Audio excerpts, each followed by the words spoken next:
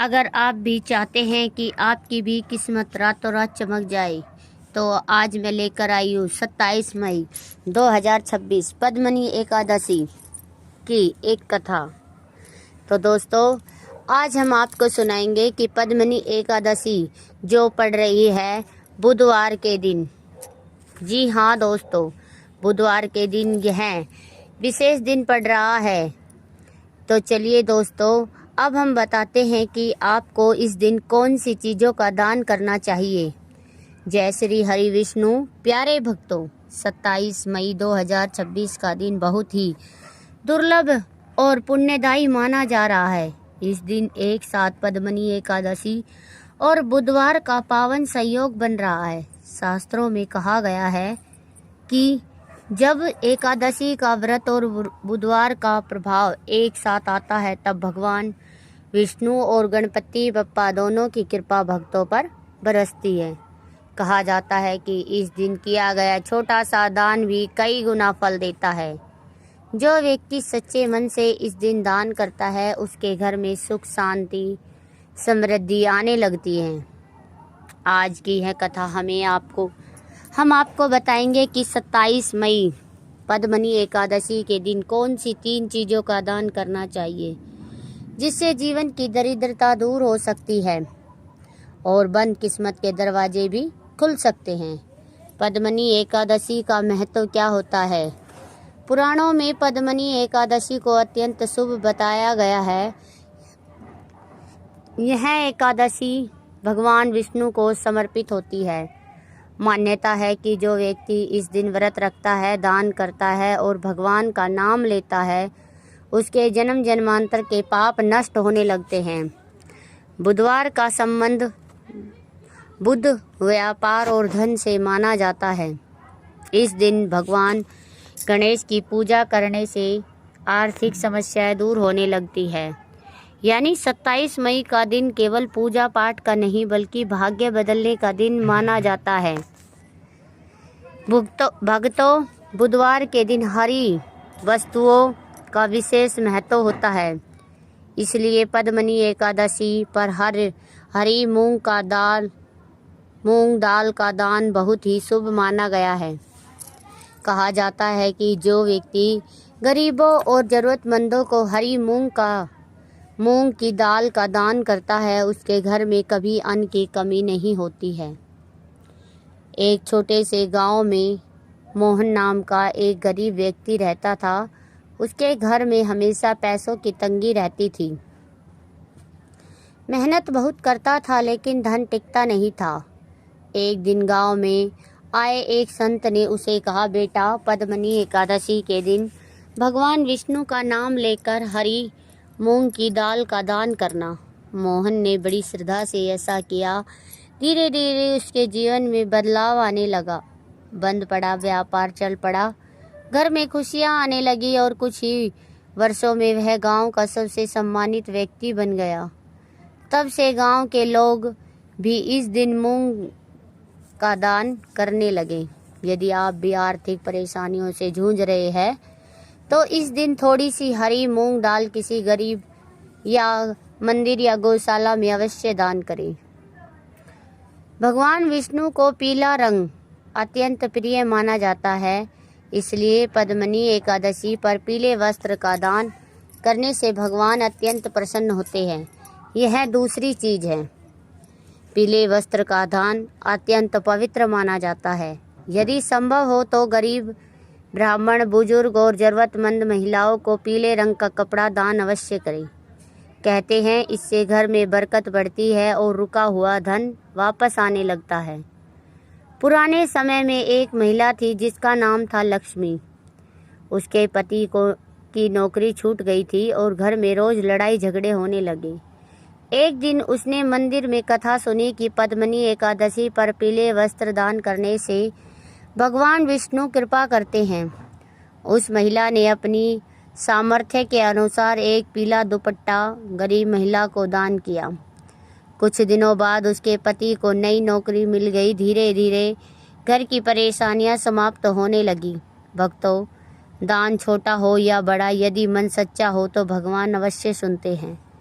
तीसरी और अंतिम चीज के बारे में अब हम आपको बताएंगे कि वह तीसरी और अंतिम चीज कौन सी है जिसे आप दान कर कर पैसे और धन दौलत कमा सकते हैं। तीसरी और सबसे चमत्कारी चीज मानी जाती है घी और गुड़ का दान।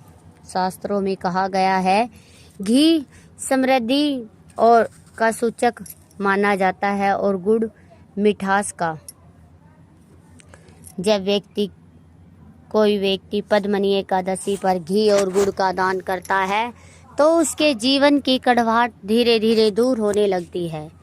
यदि संभव हो तो किसी मंदिर में गाय को या गरीब व्यक्ति को घी और गुड़ का दान करें। कहा जाता है कि इससे घर में सुख शांति आती है और धन संबंधी समस्याएं कम होने लगती है। इस दिन क्या करें?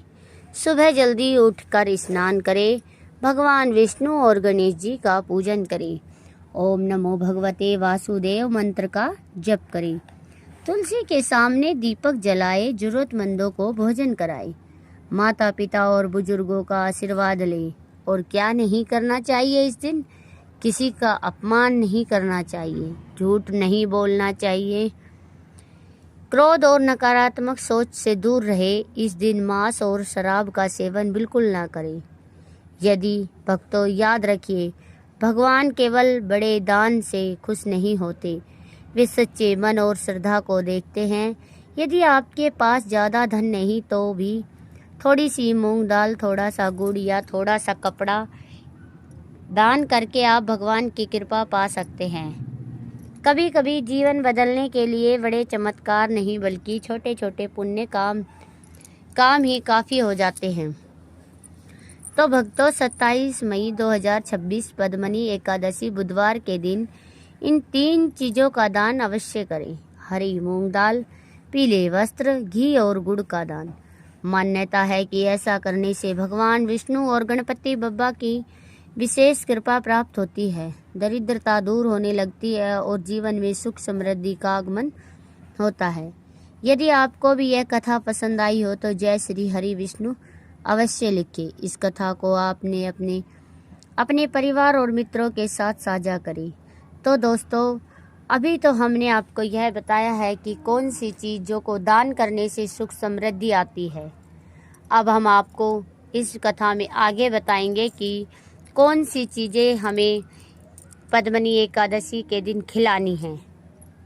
इस दिन गाय को यह चीज़ भी हम खिला सकते हैं और जीवन भर आपके धन की कमी नहीं होगी। जय श्री राधे, जय गौ माता। भक्तों, सनातन धर्म में गाय को केवल एक पशु नहीं माना गया बल्कि उसे माता का दर्जा दिया गया है। शास्त्रों में कहा गया है कि गाय के शरीर में सभी देवी देवताओं का वास होता है। जो व्यक्ति सच्चे मन से गाय की सेवा करता है उसके जीवन से दुख, दरिद्रता और कष्ट धीरे धीरे दूर होने लगते हैं। 27 मई 2026 बुधवार के दिन आने वाली पवित्र पद्मनी एकादशी अत्यंत दुर्लभ मानी जा रही है। यह दिन भगवान विष्णु की कृपा पाने का श्रेष्ठ अवसर माना जाता है। ऐसी मान्यता है कि यदि इस दिन श्रद्धा से गाय को एक विशेष चीज़ खिलाई जाए तो घर में धन धान्य की समृद्धि वृद्धि होती है और पैसे की तंगी धीरे धीरे समाप्त होने लगती है। आज की इस पावन कथा में हम आपको बताएंगे कि पद्मनी एकादशी के दिन गाय को क्या खिलाना चाहिए, कैसे खिलाना चाहिए और इससे जुड़ी हुई एक अद्भुत कथा भी सुनाएंगे जिससे एक गरीब व्यक्ति का जीवन बदल दिया जिसने। भक्तों, पद्मनी एकादशी भगवान विष्णु को अत्यंत प्रिय मानी जाती है। पुराणों में कहा गया है कि इस दिन व्रत, दान और सेवा करने से कई जन्मों के पाप नष्ट हो जाते हैं। जब यह एकादशी बुधवार को पड़ती है तो इसका प्रभाव और भी अधिक शुभ माना जाता है। बुधवार का संबंध बुध, व्यापार और धन से माना जाता है, इसलिए इस दिन किए गए पुण्य कार्य आर्थिक उन्नति के मार्ग खोल देते हैं। धार्मिक मान्यता के अनुसार 27 मई पद्मनी एकादशी के दिन गाय को गुड़ और हरी घास खिलाना अत्यंत शुभ माना गया है। कुछ लोग आटे की लोई में गुड़ मिलाकर भी गाय को खिलाते हैं। कहा जाता है कि गुड़ जीवन में मिठास और समृद्धि लाता है, जबकि हरी घास सुख, शांति और बरकत का प्रतीक मानी जाती है। यदि कोई व्यक्ति सच्चे मन से गाय को गुड़ और हरी घास खिलाता है तो भगवान विष्णु और गौ माता दोनों की कृपा उस पर बनी रहती है। बहुत समय पहले एक गांव में रामू नाम का एक गरीब लकड़हारा रहता था। वह सुबह से शाम तक जंगल में लकड़ियां काटता, लेकिन इतनी मेहनत करने के बाद भी उसके घर में पैसे की कमी रहती। उसकी पत्नी कई बार भूखी सो जाती, बच्चे फटे कपड़े पहनते थे। एक दिन गांव में एक संत आए। पूरे गांव के लोग उनके पास आशीर्वाद लेने पहुंचे। रामू भी दुखी मन से उनके पास गया और बोला, महाराज, मैं बहुत मेहनत करता हूँ, फिर भी घर में धन नहीं टिकता, कोई उपाय बताइए। संत मुस्कुराए और बोले, बेटा, आने वाली पद्मनी एकादशी के दिन सुबह स्नान करके भगवान विष्णु का नाम लेना और किसी भूखी गाय को गुड़ और घास खिला देना। लेकिन यह सेवा दिखावे के लिए मत करना, सच्चे मन से करना। रामू ने वैसा ही किया। उस दिन उसने बड़ी श्रद्धा से गाय को गुड़ और हरी घास खिलाई। गाय ने प्रेम से उसके हाथ चाटे। रामू की आंखों में आंसू आ गए। धीरे धीरे उसके जीवन में बदलाव आने लगा। कुछ ही दिनों बाद उसे जंगल में चंदन की लकड़ियां मिलने लगी। उसका व्यापार बढ़ गया। गांव के लोग उससे लकड़ियां खरीदने लगे। जो परिवार कभी भूखा सोता था, वह परिवार अब दूसरों की मदद करने लगा। रामू समझ गया कि यह गौ माता और भगवान विष्णु की कृपा है।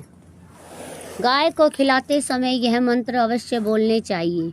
यदि संभव हो तो गाय को भोजन कराते समय यह मंत्र बोले, ओम सर्वदेवमयी देवी सर्वतीर्थमयी तथा गवाम मध्य स्थिता देवी तस्मै नमो नमः। कहा जाता है, इस मंत्र का जप करने से पुण्य कई गुना बढ़ जाता है। गाय को भोजन कराने का सही समय कौन सा होना चाहिए? सूर्य उदय के बाद का समय सबसे शुभ माना जाता है। पहले गाय के माथे पर हल्दी या रोली का तिलक लगाए, फिर प्रेम से गुड़ और हरी घास खिलाए। गाय को मारे या डांटे नहीं, सेवा करते समय मन में श्रद्धा रखें। और इससे क्या लाभ मिलते हैं? धार्मिक मान्यताओं के अनुसार घर में बरकत बढ़ने लगती है, रुका हुआ धन मिलने लगता है, व्यापार में सुधार होने लगते हैं, परिवार में सुख शांति बढ़ती है, मानसिक तनाव कम होने लगता है, भगवान विष्णु और गौ माता की कृपा प्राप्त होती है। एक और चमत्कारी घटना हुई। कहते हैं कि एक व्यापारी था जिसका व्यापार घाटे में चल रहा था। उसने कई उपाय किए, लेकिन कोई लाभ न हुआ। एक दिन उसकी माँ ने उससे कहा, बेटा, पद्मनी एकादशी पर गौ माता की सेवा कर।